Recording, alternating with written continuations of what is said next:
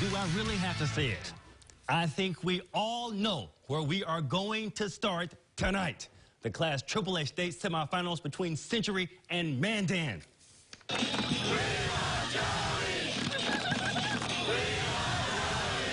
This was over at the Bowl. We start in the second quarter with Century up 7-0, and after two Mandan offsides penalties, Century's Kay Garcia rushes in for the score, and it's 13-0 Century.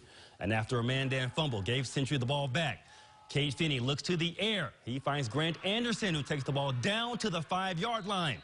Then shortly after, that set up Finney with the quarterback sneak. Century would lead by 27 points. But Mandan would storm back late after scoring 14 points in the fourth. Another touchdown for Mandan. Dan Carlson finds Jay Slomain for the score, 27-21 Century.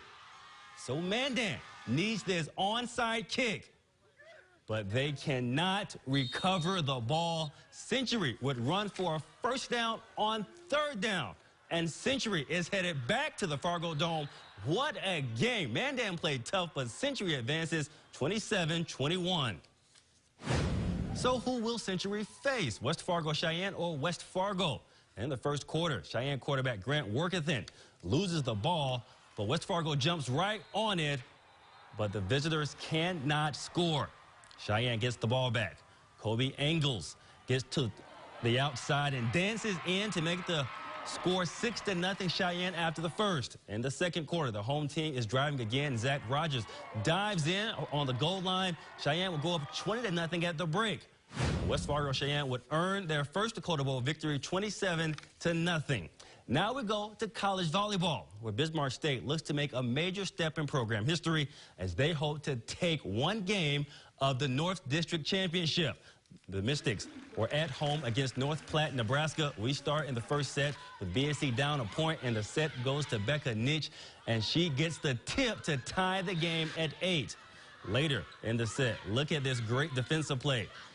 Then it's Cara Hausler from the back row, just gets the ball in. That was the 9th straight point for BSC. And now this is set point for the Mystics, and the misplay from North Platte gives BSC their first set 25-14. But this match would go 5 when BSC got off to a slow start. Here, the tip from North Platte goes off BSC, and Jenny Walsh calls a timeout. But BSC could not recover. This is match point for North Platte, and the quick set to the middle, that will do it. North Platte wins game 1 of the series, 3-2. The next match is tomorrow at 11 a.m. Across town, the Marauders looking for a win over a tough Augustana club. In the second set, Augustana plays set point, and the outside gives Augustana a 2-0 lead over U-Mary.